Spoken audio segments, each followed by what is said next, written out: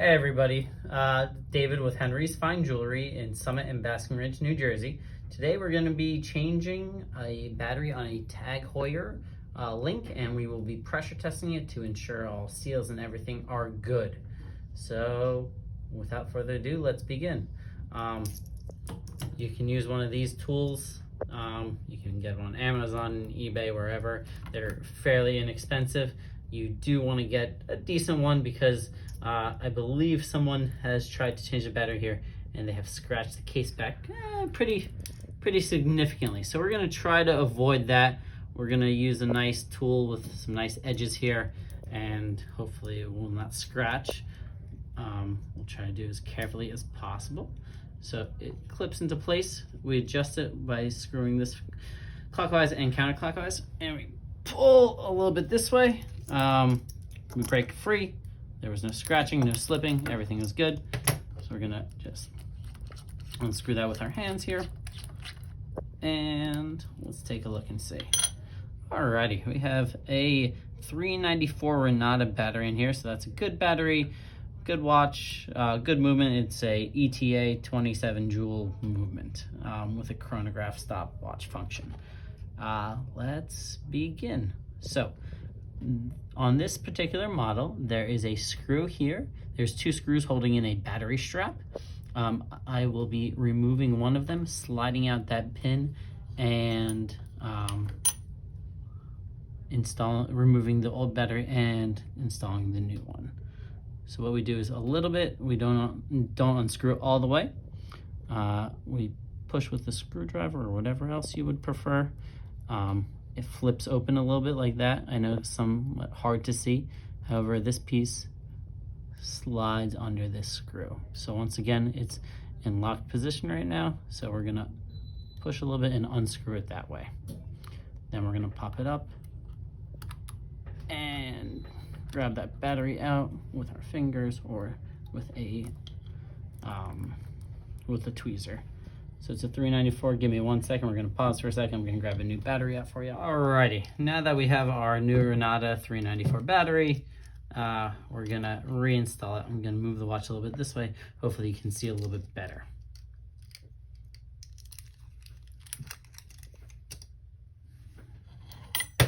So we are going to slide this watch under, or we're going to move this over to the side actually, and put this watch in, this battery in here. We're gonna move this so it should like kind of snap pop in a little bit. So that's it. Now we're gonna move this contact battery strap, bridle strap is what it's called. Then we're gonna push it down under that screw. Do the in reverse. We're gonna screw that screw in so it's nice and tight. We're gonna flip it over, make sure it is working, it is ticking. What we're gonna do now is remove the gasket, re-silicone it, and then we're going to run it through our pressure tester. So give me, actually, you know what? We have some, this is speed lubrication. Pretty much it's silicone grease that goes on the gasket. The gasket's in good condition, not stretched out or anything, so that's fine to reuse as long as it's in good condition. So we're gonna put it in here. Pretty much we rub it so the silicone and everything gets on the gasket throughout. Let's see. We're gonna remove this guy so there's silicone kind of throughout it. We want to try to avoid touching it with our hands because it's just going to get all over our hands. Pop it back in place. Try to be using tweezers to not touch the movement with our hands and all that good stuff. So the gasket's in place. Like I said, good condition one more time. So we're going to take our back, screws on clockwise. We're gonna go with our fingers first, and we're gonna close it with our closer. We do not have to go crazy closing this. You know, half turn, full turn. We want it to be tight. that we can't go anymore. So it is nice and tight now. So now just give us 1 second. We're gonna go follow me to the pressure tester. Alrighty, so now we're gonna pressure test this watch and see what kind of readings we have. This watch is rated for 200 meters and it does say a sapphire crystal. So we're gonna run it to the max it can. This pressure tester is a dry pressure tester. We can run up to 100 meters. I don't think most people are going to 100 meters, so we test it to 100 meters. There's different plates and everything, so we kind of 3 different size plates. We're gonna close it and go here. So how it works is it actually measures how the crystal moves, right? If a watch is pressurized and there is pressure in the chamber, it's gonna bend ever so slightly. So there's a sensor here that it measures how much it bends and all that stuff. So we're gonna choose the diver 100 meters.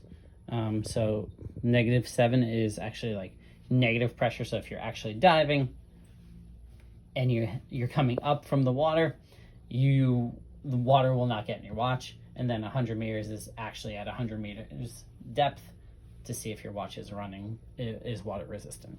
So we're just gonna close it. It's gonna do its thing automatically. It runs off of a compressor that's a little bit loud. So right now it's going to -7 bars, and it's gonna run for about a minute and a half, 2 minutes, kind of seeing how the measurement works, what the deformation looks like. So I'm gonna put you on hold and we'll come back after it's all done and we'll see how it works. Alrighty, so we passed the pressure test right here. So they have test 1, test 2, right? That when we talked about that negative pressure, and then that positive pressure up to 100 meters or 10 bars.